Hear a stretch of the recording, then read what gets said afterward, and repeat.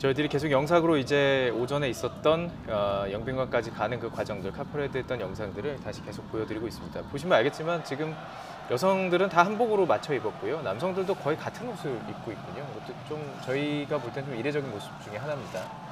예. 모두 같은 옷을 입은 것으로 보이고요. 말씀하신 것처럼 준비됐던 것으로 보입니다. 예. 오늘 뭐 회담장에 수행하는 것은 누가 들어갈지 이 부분은 이제 두고 봐야 아는 상황인데 아마 들어가지 않더라도 현안마다 그 있는 애 다 대기하고 있다가 뭔가 이제 실무 접촉이 또 이루어지겠죠, 임 박사님? 일단 여러 가지 회담이 열리는데 국방장관끼리 만나서 네. 지금 NLL 문제, 다른 거는 대부분 이제 합의가 됐는데 NLL 근방에 이를테면은 군사 완충 지역을 설치한다든지 아니면 사격 금지 구역을 설치한다든지 뭐 이런 게 해야 되고, 그 다음에 이제 우리 재계 인사들은 부총리를 만나야 되고요. 그 다음에 정치인들은 예. 국회의담 하려고 그래요. 그러니까요. 그러니까 이해찬 대표라든지 이정미 대표, 정도영 대표 이런 분들은 김영남 최고인민회 상임위원장 만나고요. 네. 그다음에 대통령은 아마도 서울원장하고 정상회담을 하고 저기도 아마 김영철이 나오지 않을까 이렇게 생각이 됩니다. 그러니까 예. 다방면으로 회담이 전방위적으로 되고, 예술하는 분들은 또 예술하는 분들 만나서 그렇죠. 또 하고 예. 남북도 뭐 다음에 뭐 올림픽도 같이 개최한다고도 하니까 그 도종환 장관 같은 경우는 북한 체육상하고 또 만나야 되고요. 그러니까 전방위적으로 엄청난 라인의 접촉이 이루어지고 있다 이렇게 봐야 되겠죠. 예. 그러니까 오늘 뭐 정치권 인사 말씀하신 대로 정치권 인사들도 이제 많이 가지 않았습니까? 지자체장도 2명이나 이제 올라가 있는 상황이고요. 이렇게 되면은 김영남 상임위원장을 이제 만날 가능성이 있는 거였고요. 장소로 따지자면 상임위원장 같은 이제 우리로 보면 이제 국회의장 그렇죠. 급이니까 이제 우리 국회에서 갔던 국회를 대표하는 의회를 대표하는 분들은 이제 그렇게 만나서 이야기를 하게 될 거고, 그렇게 되면은 자연스럽게 그 북한과 한국 간의 의회 간의 협의 채널도 아마 이번에 논의가 될 가능성이 높습니다. 이미 벌써 그 문희상 국회의장을 통해서 그런 제안이 있었기 때문에 국회 차원에서의 그 정부 차원에서의 정상회담이 있다면은 국회 차원에서의 또 논의도 활발하게 이루어지는 그렇게 되면은 사실은 우리가 말하는 그 민족 통일 방안, 민족 공동체 통일 방안에 여러 그 두 번째 단계로 접어드는 중요한 사항이 되기도 합니다. 예. 이 남북 정상회담이 이번에 만약에 좀 성과를 낸다고 하면은 지금 보수야당에서는 판문점 선언 비준독이 반대하고 있는 이런 상황 아니겠습니까? 이 부분도 좀 변화가 있을까요? 글쎄 성과가 있다면 성과가 당연히 있다면? 왜냐하면 이게 국민 여론이 다 무서운 거기 때문에요. 다 국민들께서도 다 보고 계시고 이 정도면은 김정은도 성의가 있다.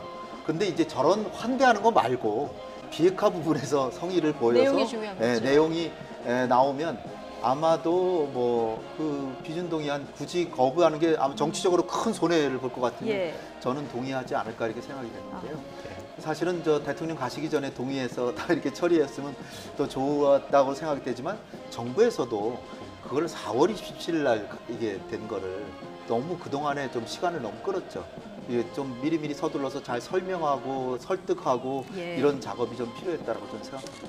그 말씀하신 가장 핵심적인 비핵화가 해결이 돼야 지금 가장 중요한 성과겠지만 그 외에 뭐 민간 교류라든지 할 수 있는 부분들에 대한 후속 뭐 조치도 이야기가 나오겠죠.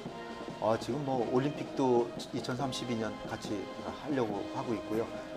IOC 위원회에서도 뭐 지원하겠다, 지지한다 뭐 이런 얘기도 나왔고, 그 다음에 각종 교류 협력이 뭐 일단 개성공단 기업가들 이번에 신한영 개성공단 기업가 대표도 이제 갔는데 중소기업중앙회 회장도 가시고 뭐 전방위적으로 사실은 북한하고 경협하는데 일단은 대기업보다는 중소기업이 먼저예요. 중소기업 개성공단이 일단 모범 사업이고 대통령께서 8.15 경축사에서 남북 경협이 되면 170조 원 이득이 생긴다 그랬는데 30년 동안에 거기서 160조 원이 개성공단에서 나오는 겁니다. 사실 철도 연결, 도로 연결하는 거는 30년 동안에 4조 원 이득이라고 그 보고서에 나왔어요. 북한한테는 90조 원 이득이.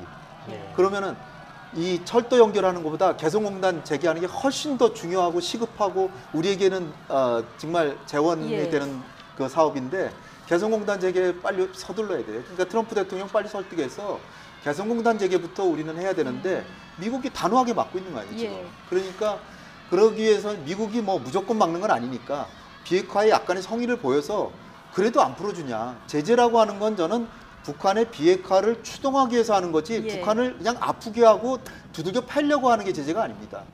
비핵화를 하는 조치 비록 그게 핵실험장이든 엔진 시험장이든 폐기했으면 약간의 제재는 해제시켜주고 그리고 다시 도발하면 다시 가하고 그리고 또 더 많이 성의를 보이면 더 많이 해제해주고 이게 제재의 목적인데 제재는 무조건 그냥 아예 움직이지 않는다. 그러면 북한이 바보입니까? 왜 비핵화를 하겠습니까? 그러니까 제가 볼 때는 비핵화가 가는 것과 제재가 탄력적으로 연동이 돼서 움직여야 되는데 이 제재 부분은 완전히 비탄력적으로 가니까 북한으로서는 조금 하다가 지금 멈춰선 거 아니에요? 예. 어쨌든 이 상황에서는 뭔가 북한이 문재인 대통령도 갔는데 비핵화와 관련한 어떤 진전된 성의 있는 어떤 언급을 하지 않는 이상은 사실 이 국면이 뭔가 앞으로 더 나아가기가 좀 어려운 이런 상황이 돼버린 상황이라 우리 굉장히 이제 회담이 중요한 이런 상황인데요. 미국은 어쨌든 대북 제재를 했기 때문에 지금의 이 상황까지 왔다 이렇게 주장을 하고 있는 이런 상황 아니겠습니까?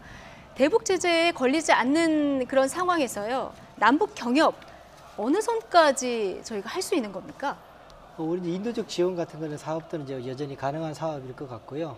나머지 사업들은 사실은 그 유엔 제재뿐만 아니라 예. 미국 제재가 또 독자 제재가 또 따로 있습니다. 예. 이 두 가지를 합친다고 하면 사실은 이 여러 가지 합작 사업이나 하는 것들은 사실은 현실적으로는 어려운 그런 상황이라서 여전히 미국의 문턱을 넘지 않으면 이제 어려운 상황이고 특히나 기업 같은 경우에는 유럽 같은 경우에요. 지난번에 예. 이란 제재법을 위반하는 바람에 사실 50억 불의 그 벌금을 물었습니다. 예. 50억 불은 5조입니다.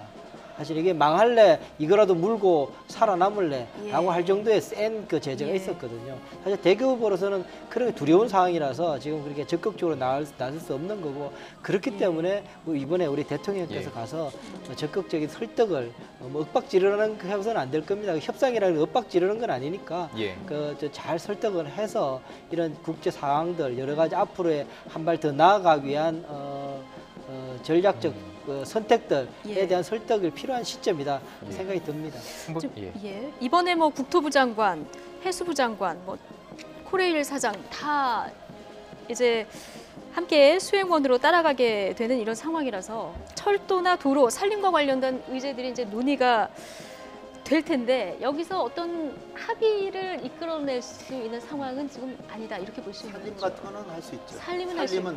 환경보호, 예. 환경보호 북한에 지금 시급한 게 그 민둥산에 나무 심는 건데 지난번에 그래도 화면을 봤더니 개성에서 평양 가는데 나무를 많이 심었더라고요. 예. 다행히 정말 다행인데 저도 개성에 몇 번 가봤는데 산에 그냥 나무가 하나도 없어요.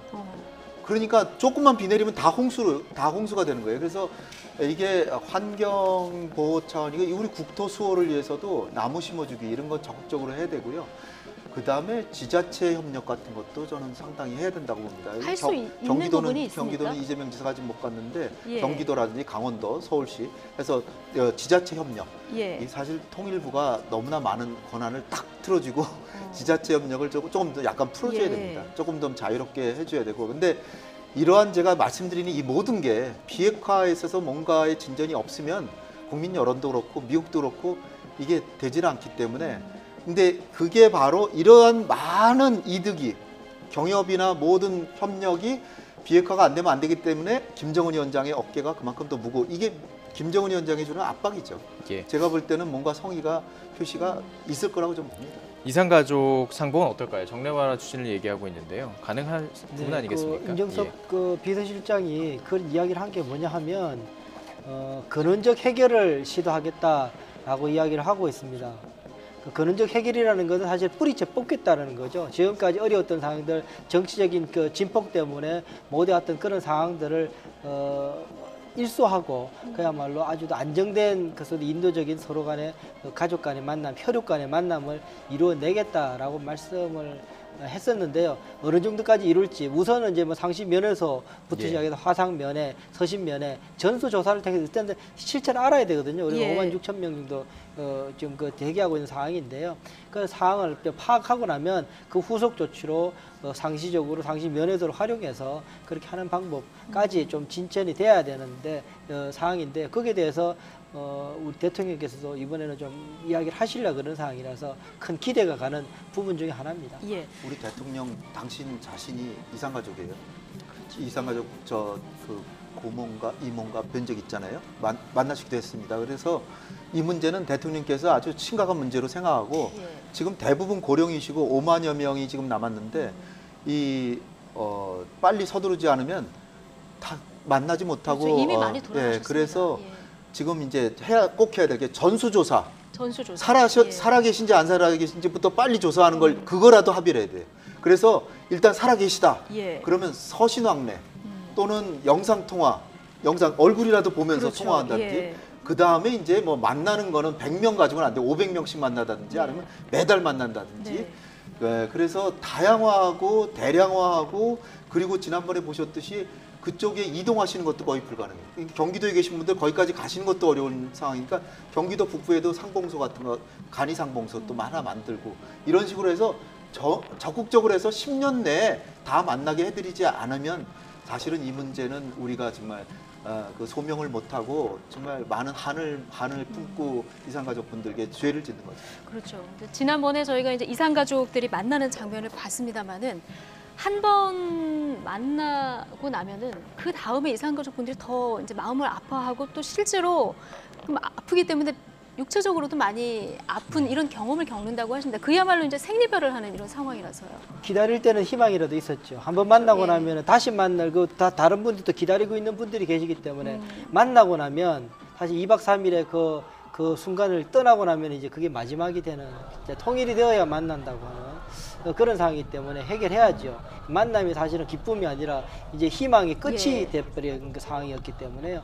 그걸 해결하기 위해서라도 상시 면회나 홍 실장님 말씀하신 그 부분들, 그래서 전수조사부터 시작하는 것들 이제 이루어져야 예. 되는데 거기에 대해서 그 여러 분야 중에서도 그 부분을 가장 자신 있게 임 실장도 이야기하는 부분이 있어서 많이 기대가 되는 예. 그런 부분 중에 하나입니다. 어쨌든 인도적인 문제부터 이제 쉽게 풀어나가는 노력을 해야 되겠고요. 어쨌든 우리 정부는 남북 관계가 발전을 해야 이 비핵화 문제도 풀린다 이런 입장을 지금 보이고 있는 상황인데요.